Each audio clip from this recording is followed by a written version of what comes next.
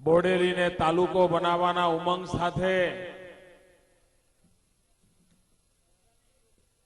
સમાજના જુદા જુદા ક્ષેત્રોના આગેવાનો પણ અહીં પધાર્યા છે.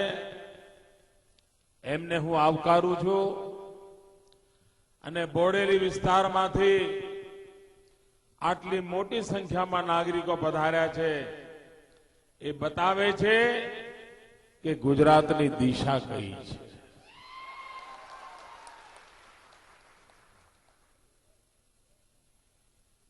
ભાઈઓ બહેનો, બોડેલી નવો તાલુકો બન્યો, છોટાઉદેપુર નવો જિલ્લો બન્યો અને મારા પ્રવાસમાં હું જે વિસ્તારમાં જતો હતો તેની ઘોષણા કરતો હતો.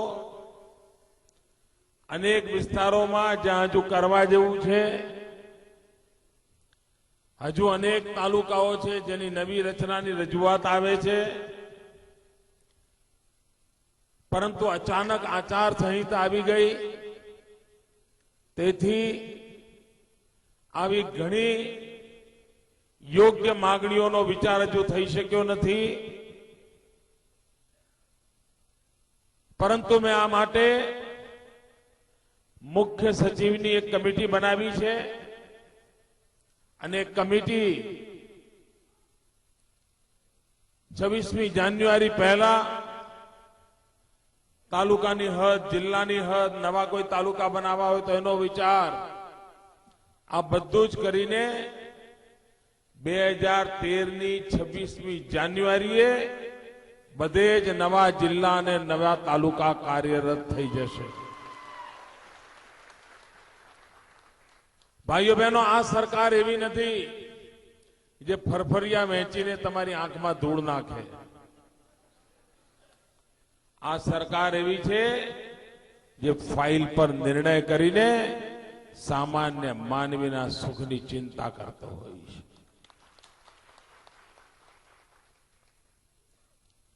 રોજ છાપું ઉગાડો અને કોંગ્રેસના લોકો ઉછળતા તમને જોવા મળે. અડધા અડધા છાપા કોંગ્રેસની વાહવાહીથી ભરેલા હોય છે અને કોંગ્રેસના લોકો બેફામ વાણી વિલાસ કરીને ગુજરાત સરકારને, ગુજરાતના ગરીબોને અપમાનિત કરવાના કારોબાર કરી રહ્યા છે. પણ કોંગ્રેસના મિત્રો લખી રાખે, આ દેશની જનતા હવે કોંગ્રેસને પગથી માથા સુધી ઓળખી ગઈ છે. એનો પંજો કયા કામ કરે છે, એનું મગજ કયું કામ કરે છે અને એના ખિસ્સા કયા કામ કરે છે, એ હવે આ દેશની જનતાને સમજાવવું પડે એવું નથી. ભાઈઓ બહેનો, 8 વર્ષ થયા દિલ્હીમાં કોંગ્રેસની સરકારને. ડોક્ટર મનમોહનસિંહજી 8 વર્ષથી પ્રધાનમંત્રી છે. 8 વર્ષમાં તમે છાપું ઉગાડ્યું હોય અને કોઈ સારા સમાચાર સાંભળ્યા છે? બધા ખોખારીને બોલો. કોઈ સારા સમાચાર સાંભળ્યા તમે? સવારે છાપું ઉગાડો અને એવું મન પ્રસન્ન થઈ જાય કે ઘરમાં બૈરાને કહે, લે ચાલ જલ્દી ચા બનાય, આજે સારા સમાચાર આયા. આવું કોઈ વાર બન્યું જ ભાઈ? એકે વખત બન્યું છે? હાંજે ટીવી ચાલુ કર્યું હોય, ઘરે વેપાર ધંધો કરીને ખેતરમાંથી આવ્યા હોય, ટીવી ચાલુ કર્યું હોય અને કોઈ સારા સમાચાર સાંભળ્યા હોય અને ઘેર કહ્યું કે લો આજે તો સાંજે સારું રસોઈ બનાવો, જરા શીરો બીરાના આધણ મૂકો, આજે સારા સમાચાર આયા. એવું સાંભળ્યું જ ભાઈ? એવું સાંભળ્યું છે? અરે ઉપરથી ટીવી બંધ કરવાનું મન થાય એવું આવે છે ને બધું. લૂંટ, ભ્રષ્ટાચાર, બેઈમાની, તડફંચી, છેતરપિંડી, આ જ સમાચારો આવે છે ને. ભાઈઓ બહેનો, આજે દેશમાં ગુજરાત એકમાત્ર રાજ્ય એવું છે કે જ્યાંથી દેશને સારા સમાચાર સાંભળવા મળે છે. ગયા 11 વર્ષમાં કોઈ સૂરજ એવો નથી ઉગ્યો કે ગુજરાતે નવી કોઈ પ્રગતિની રાહ ન પકડી હોય, નવું કોઈ કામ ન કર્યું હોય, એવો કોઈ દિવસ ઉગ્યો નથી. ભાઈઓ બહેનો, મને 11 વર્ષ થઈ ગયા. આ બોડેલીના મારા આદિવાસી ભાઈઓ, પક્ષી પંચના ભાઈઓ, 50 વિસ્તારની અંદર આજે હું એક સવાલ પૂછવા માંગુ છું અને મારે મન દઈને તમારા આશીર્વાદ જોઈએ છે. બરાબર જવાબ આપશો? વાહ, આજે મૂડમાં છે બધા બોડેલી વાળા. ભાઈઓ બહેનો, 11 વર્ષના મારા શાસનથી આપને સંતોષ છે? આમ એવું નહીં, દિલથી બોલો, આ છાપાવાળાને ખબર પડે. આપને મારા કામથી સંતોષ છે? આ રોડ રસ્તાના જે કામ કર્યા છે એનાથી સંતોષ છે? આ સંખેડા, ડભોઈ વિસ્તાર, બોડેલી વિસ્તાર, એને જોડવા માટે અનેક પુલ બનાવી રહ્યો છું, એનાથી સંતોષ છે? ભાઈઓ બહેનો, બાળકોના શિક્ષણ માટે મથામણ કરું છું, એનાથી સંતોષ છે? આ વનબંધુ કલ્યાણ યોજના અંતર્ગત 40,000 કરોડ રૂપિયાનું માતબર બજેટ મારા આદિવાસીઓના કલ્યાણ માટે વાપરી રહ્યો છું, એનાથી સંતોષ છે? આ ગામો ગામ સખી મંડળો બનાવીને મારી બહેનોના હાથમાં 2,000 કરોડ રૂપિયાની રકમ આપી છે, એનાથી સંતોષ છે? ભાઈઓ બહેનો, ભવિષ્યમાં 5,000 કરોડ રૂપિયા આ મારી બહેનોના હાથમાં આપવા માંગુ છું. આપ ખુશ છો? બધી બાબતમાં ખુશ છો? તો હું નથી.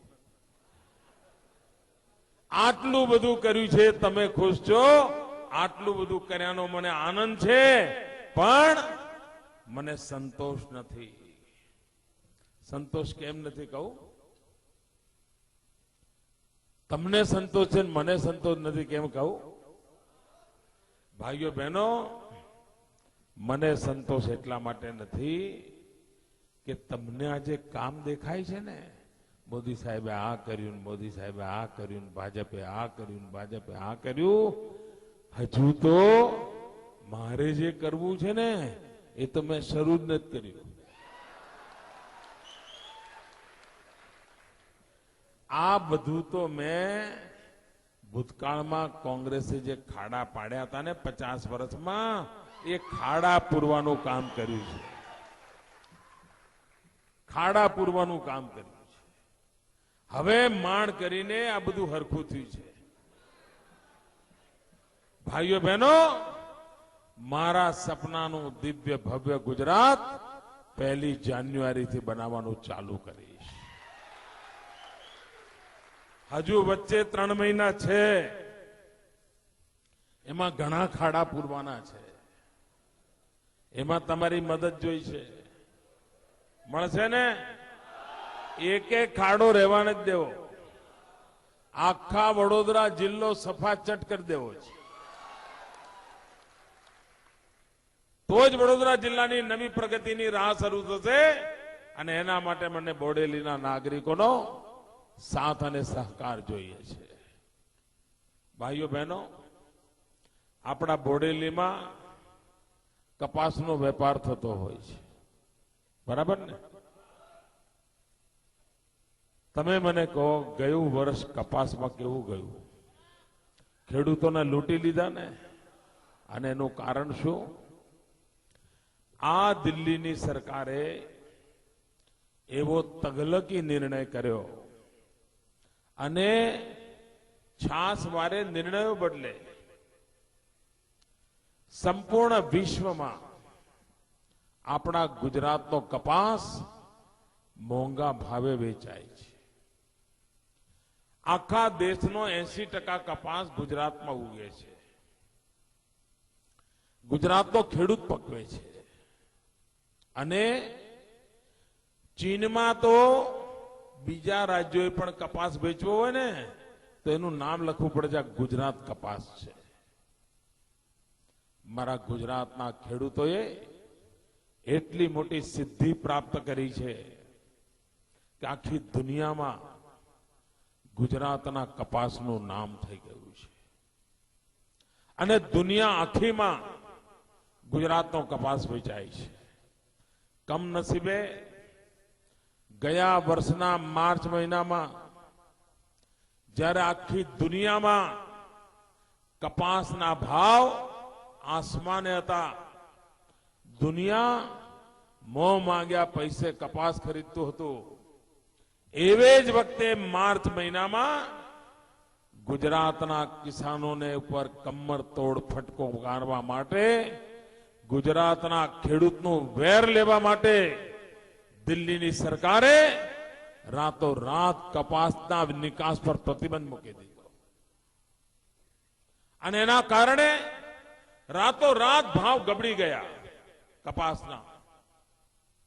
ગુજરાતના ખેડૂતોને 7,000 કરોડ રૂપિયાનું નુકસાન થયું. ભાઈઓ, 7,000 કરોડ આ ખેડૂતોના ખિસ્સામાંથી ગયા.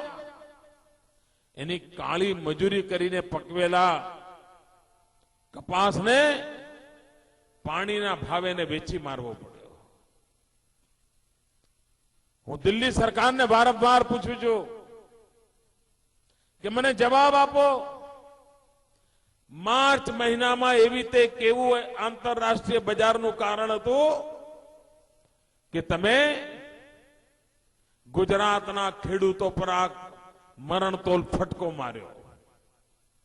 શા માટે તમે માર્ચ મહિનામાં જ્યારે દુનિયામાં ભાવ આસમાને હતા ત્યારે કપાસની નિકાસ બંધ કરી દીધી? ભાઈઓ બહેનો, એમને મન ફાવે ત્યારે કપાસની નિકાસ બંધ કરે, મન ફાવે ત્યારે કપાસની નિકાસ ચાલુ કરે. દુનિયાના બજારમાં કોઈ વેપારીઓને હવે ભારત પર ભરોસો નથી કે ભાઈ ગમે ત્યારે ભારત સરકાર જો પ્રતિબંધ મૂકી દે તો અમે તો સોદો કરેલો પણ નકામો જાય. જો આ પ્રવૃત્તિ ચાલતી હોય એને માફ કરાય ભાઈઓ? નાના ખેડૂત વિરોધી આવા વલણને માફ કરાય? આ કપાસ પકવતા ખેડૂતો પર જીવલેણ ફટકો કર્યો છે એમને માફ કરાય? ભાઈઓ બહેનો, અને આ દિલ્હીની સરકાર ઊંધું કેવું કરે છે?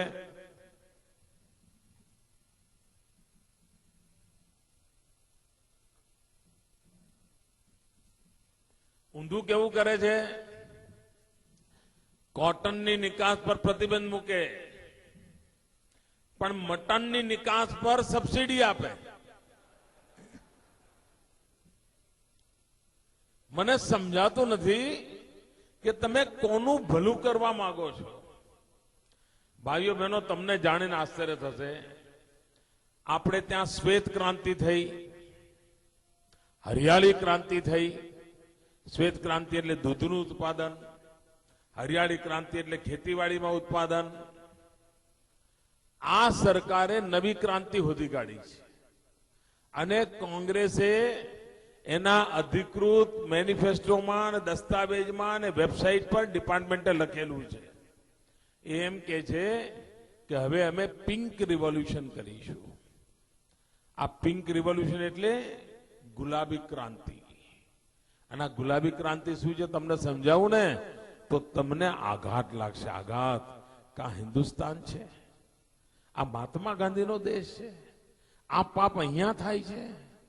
દિલ્હીની સરકારે એમ નક્કી કર્યું છે કે દુનિયાના બજારમાં માંસ મટનની માંગ ખૂબ વધી ગઈ છે, તેથી ભારતના પશુઓને કાપીને દુનિયાના બજારમાં મોકલો, ભારતને કમાણી થશે. અને એના કારણે ભારતમાંથી મોટા પાયા પર ઢોરોની કતલ ચાલી રહી છે અને માફિયા લોકોનો કબજો હોવાના કારણે કુમળા વાછરડાઓની પણ કટલે આમ ચાલી છે. અને ભારત સરકારે હમણાં ગૌરવથી જાહેર કર્યું કે ગયા વર્ષે સમગ્ર વિશ્વમાં બીફ એક્સપોર્ટમાં હિન્દુસ્તાનનો પહેલો નંબર આવ્યો. હવે આમાં ગૌરવ કરવાનું છે તમારે? માંસ વેચવામાં પહેલો નંબર આવ્યો એનો અર્થ એ થયો કે આપણા કેટલા અબોલ પશુઓને કાપી નાખ્યા હશે, કેટલા મૂંગા ઢોરોને મોતને ઘાટ ઉતાર્યા હશે. અને આ કેવી રીતે ચાલ્યું છે? ભારત સરકાર કપાસ પકવનાર ખેડૂતને એક કાણી પાય આપતી નથી, કોટન પકવનાર ખેડૂતને કશું મળતું નથી. પણ મટનનો ધંધો કરવો હોય અને તમારે કતલખાનું કરવું હોય તો ભારત સરકાર 15 કરોડ રૂપિયાની સબસિડી આપે છે. 15 કરોડ રૂપિયા.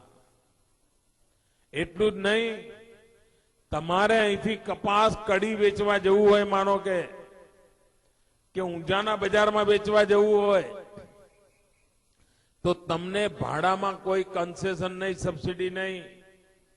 પણ તમારે મટન વેચવું હોય તો ભારત સરકાર ટન દીઠ 50 રૂપિયા પર કિલોમીટર ટ્રાન્સપોર્ટેશનમાં સબસિડી આપે. એટલું જ નહીં, તમારે મટન વેચવું હોય, તમે અહીંયા પેડાની દુકાન કરો, મીઠાઈની દુકાન કરો તો બીજા દિવસે ઇન્કમ ટેક્સ વાળા આવે. તમે અહીંયા શાકભાજીની દુકાન કરો, બીજા દિવસે ઇન્કમ ટેક્સ વાળા આવે. તમે કરિયાણાની દુકાન કરો, બીજા દિવસે ઇન્કમ ટેક્સ વાળા આવે. પણ તમે મટન વેચવાનું કામ કરીને કમાણી કરો તો 5 વર્ષ સુધી તમને ઇન્કમ ટેક્સ માફ. ભાઈઓ બહેનો, આ બધું કોના માટે ચાલી રહ્યું છે? શું આ દેશની સંસ્કૃતિ મૂંગા ઢોરોને મારવાની સંસ્કૃતિ છે? શું આ દેશમાં કતલખાનાઓ ચલાવવાની સંસ્કૃતિ છે? અરે, હિન્દુસ્તાનમાં વૃદ્ધ થયેલું ઢોર પણ ક્યારેય માલિકને ભારે નથી પડતું. એના છાણ મૂત્રમાંથી ખાતર પણ બને છે અને મર્યા પછી એના ચામડાનો પણ ઉપયોગ થતો હોય છે. આટલી સેવા સમાજની કરે એવા નિર્દોષ અબોલ પશુઓને મારી નાખવાનો કારસો ભારત સરકારે રચ્યો છે. અને તેથી ભાઈઓ, કોંગ્રેસને પૂછવું પડે કે મટનના નિકાસ પર પ્રતિબંધ કેમ? અરે, મટનના નિકાસ પર સબસિડી કેમ? અને કોટનના નિકાસ પર પ્રતિબંધ કેમ? શું તમે ખેડૂતોને મારી નાખવા માંગો છો? અને તમે ખેડૂતોના ઢોરની કટલે આમ ચાલે એના માટે પ્રોત્સાહન આપવા માંગો છો? અને એના કારણે ઢોરોની ચોરી થાય છે. તમને આશ્ચર્ય થશે, પશ્ચિમ બંગાળમાંથી લાખોની સંખ્યામાં પશુઓ બાંગ્લાદેશમાં ચોરી કરીને લઈ જવામાં આવે છે. ત્યાંથી માણસો અહીંયા મોકલે અને અહીંથી ઢોર એમના ત્યાં લઈ જાય. કારણ ઢોર કાપીને કમાણી કરવાનો મોટો ધંધો ઉપડ્યો છે. ભાઈઓ બહેનો, આ દેશને તબાહ કરવાના ષડયંત્રો ચાલી રહ્યા છે. ભાઈઓ બહેનો, આ કોંગ્રેસનું બીજું નામ છે છેતરપિંડી. કોઈ છેતરપિંડી કે એટલે સમજી જવું કોંગ્રેસ જ છે. તમે મને કહો, આ કોંગ્રેસે ગઈ ચૂંટણીમાં 100 દિવસમાં મોંઘવારી ઘટાડીશું એવું વચન આપ્યું હતું? જરા ખોંખારીને બોલો. વચન આપ્યું હતું? મોંઘવારી હટી? મોંઘવારી ઘટી? મોંઘવારી વધી? કૂદકે ને ભૂસકે બધી? બોલો, આના માટે જવાબદાર કોણ? આના માટે જવાબદાર કોણ? આ કોંગ્રેસે છેતરપિંડી કરી કહેવાય કે ના કહેવાય? ભાઈઓ બહેનો, કોઈ ગુનો કરે ને તો પબ્લિક માફ કરે, કોઈ ભૂલ કરે તો પબ્લિક માફ કરે, પણ કોઈ છેતરપિંડી કરે તો માફ કરે? તમારો સગો ભાઈ છેતરપિંડી કરે તો માફ કરો? ભાઈઓ બહેનો, કોંગ્રેસે છેતરપિંડી કરી છે. અને છેતરપિંડી તમારી જ કરી છે એવું નહીં. કોંગ્રેસ જ્યાં છે ત્યાં બધે એનું આ જ કામ હોય છે. અહીં મહારાષ્ટ્રમાં કોંગ્રેસની સરકાર છે. એ સરકારે ચૂંટણીમાં વચન આપ્યું હતું કે જો અમારી સરકાર બનશે તો અમે ખેડૂતોને વીજળી માફ કરી દઈશું. શું વચન આપ્યું હતું? જો દિલ્હી કોંગ્રેસની મહારાષ્ટ્રમાં સરકાર બનશે તો અમે ખેડૂતોને વીજળી માફ કરી દઈશું. ભાઈઓ બહેનો, એમની સરકારને 4 વર્ષથી બેઠી છે, 4 વર્ષથી, પણ હજુ સુધી એક પણ ખેડૂતની વીજળી માફ નથી કરી. એટલું જ નહીં, મારી કુટીને પૈસા લે છે, એક જણની માફ નથી કરી. આને છેતરપિંડી કહેવાય કે ના કહેવાય?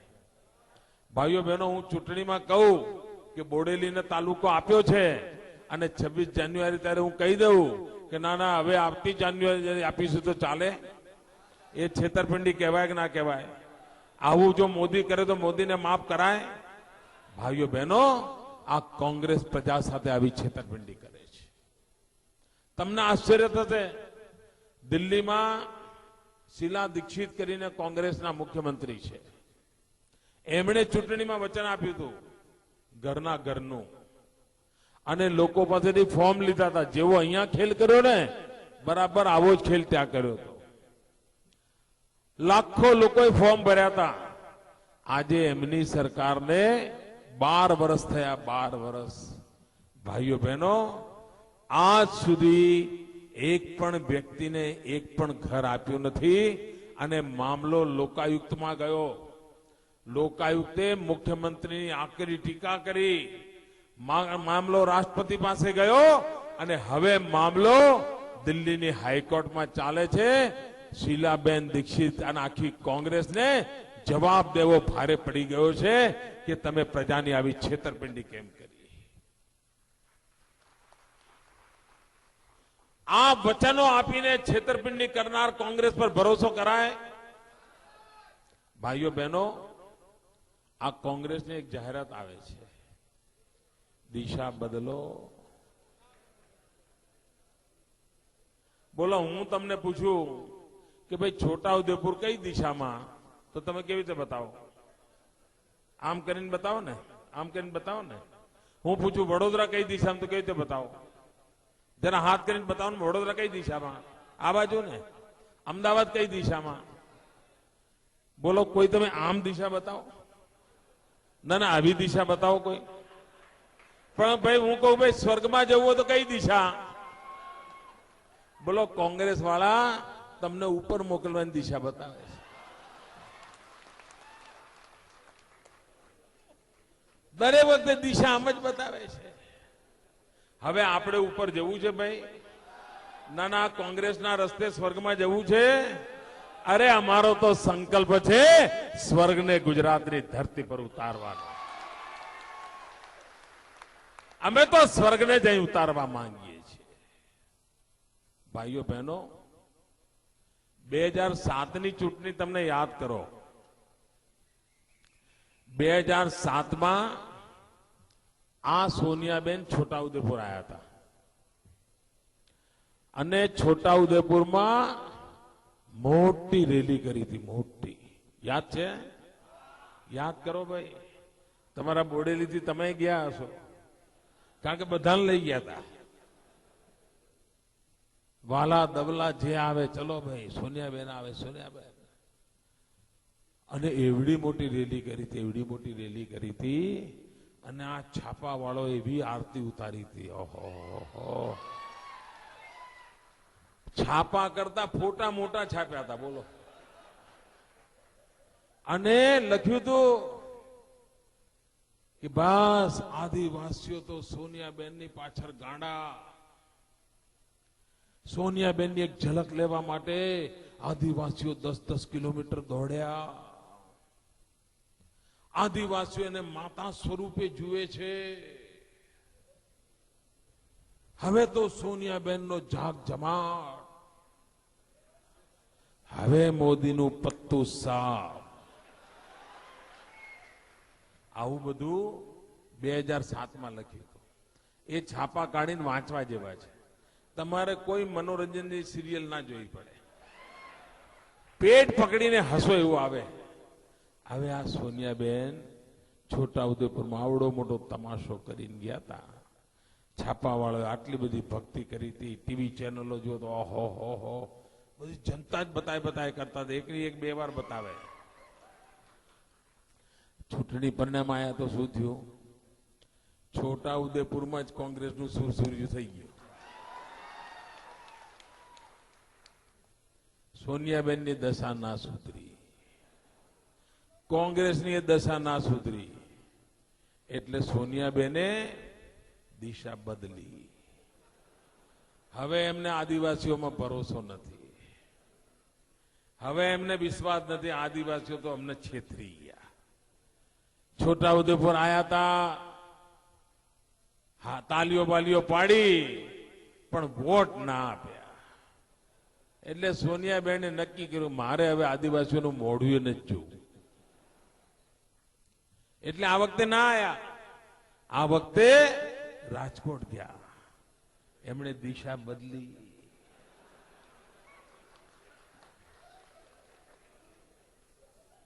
ભાઈઓ બહેનો, સોનિયાબેને દિશા બદલી, પણ એમની દશા નહીં બદલે, લખી રાખજો. અને છોટાઉદેપુરમાં જેમ કોંગ્રેસનું સુરસુર્યું થઈ ગયું હતું, રાજકોટમાં તો કચ્ચર ગાંડ નીકળી જશે. ભાઈઓ બહેનો, દિલ્હીમાં રોજ ભ્રષ્ટાચાર ચાલે છે, રોજ કૌભાંડો ચાલે છે, અને એ બધું કોંગ્રેસની સરકારમાં ચાલે છે. આપણે એ દિશામાં ગુજરાતને લઈ જવું છે. આ ગુજરાતને ભ્રષ્ટાચારની દિશામાં લઈ જવાય, કૌભાંડોની દિશામાં જવા દેવાય? ભાઈઓ બહેનો, આપણે ગુજરાતમાં ભ્રષ્ટાચારને ઘૂસવા દેવો છે? જરા બધા બોલો ખકડીને. ગુજરાતમાં ભ્રષ્ટાચારને ઘૂસવા દેવો છે? આ ગુજરાતમાં કૌભાંડોને ઘૂસવા દેવા છે? આ ગુજરાતમાં બેઈમાની ઘૂસવા દેવી છે? આ ગુજરાતમાં લૂંટખોરી ચાલવા દેવી છે? ભાઈઓ બહેનો, આપણને કોંગ્રેસની દિશા પાલવે જ નહીં. આપણી તો દિશા છે વિકાસની. આપણી દિશા છે શાંતિ, એકતા અને ભાઈચારાની. આ 10 વર્ષ પહેલા કોંગ્રેસ જયારે રાજ કરતી હતી ને, છાસ વારે કરફ્યુ આવતો તો કે નહોતો આવતો? ડભોઈ જેવામાં તોફાનો થતા હતા કે નહોતા થતા? બધું બંધ થઈ ગયું કે ના થઈ ગયું? બધું જડબે સલાક થઈ ગયું ને? આપણને શાંતિ જોઈએ કે ના જોઈએ ભાઈઓ? સલામતી જોઈએ કે ના જોઈએ? ભાઈઓ બહેનો, ભારતીય જનતા પાર્ટી એક પાર્ટી એવી છે જે આ દેશને શાંતિ પણ આપી શકે, એકતા પણ આપી શકે, સલામતી પણ આપી શકે, અને ગુજરાતે પુરવાર કરી દીધું છે.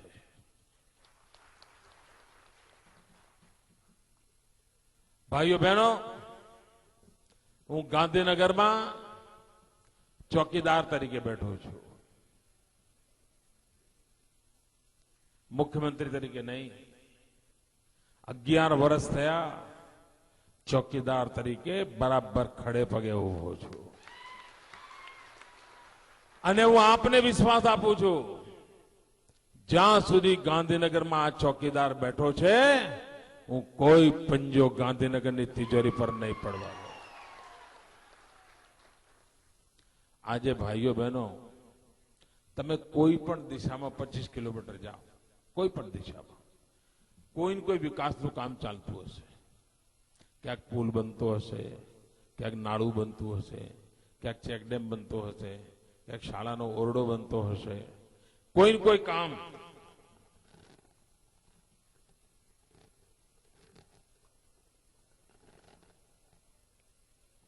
કોઈને કોઈ કામ ચાલતું હશે. અને લોકોને અચરજ થાય છે આટલા બધા વિકાસના કામો જોઈને. અને ગામડામાં બધા ગેડિયાઓ ભેગા થાય ને, વડીલો, એટલે વાતો કરતા હોય છે કે મારો વાલો મોદી આટલા બધા રૂપિયા લાવે છે ક્યાંથી? વાતો કરે છે ને બધા. ભાઈઓ બહેનો, આ રૂપિયા મોદીના નથી. આ રૂપિયા તો તમારા જ છે, તમારા. પણ ભૂતકાળમાં ચવાઈ જતા હતા, ખિસ્સા ભરાતા હતા, કટકી કંપની લૂંટી લેતી હતી, અને એના કારણે તમારા નસીબમાં નહોતું આવતું. કોઈનો જમાઈ, કોઈનો દીકરો. આ દિલ્હીમાં જુઓ જમાઈરાજનું કેવું બધું નીકળ્યું છે. મારે તો શાંતિ છે. ન દીકરો છે ન જમાઈ છે. મારે કોના માટે ભેગું કરવાનું ભાઈ? અરે ગાંધીનગરની તિજોરીમાં જે કઈ છે એ મારા 6 કરોડ ગુજરાતીઓનું છે. એમના જ વિકાસને માટે છે, એમના જ કલ્યાણને માટે છે. ભાઈઓ બહેનો, આપણે ગુજરાતને લૂંટાવા નથી દેવું, આ સંકલ્પ કરીએ. ભાઈઓ બહેનો, ઝાંસીની રાણીનું નામ તમે સાંભળ્યું છે. અંગ્રેજ સલ્તનત સામે મુકાબલો કર્યો તો એક મહિલાએ.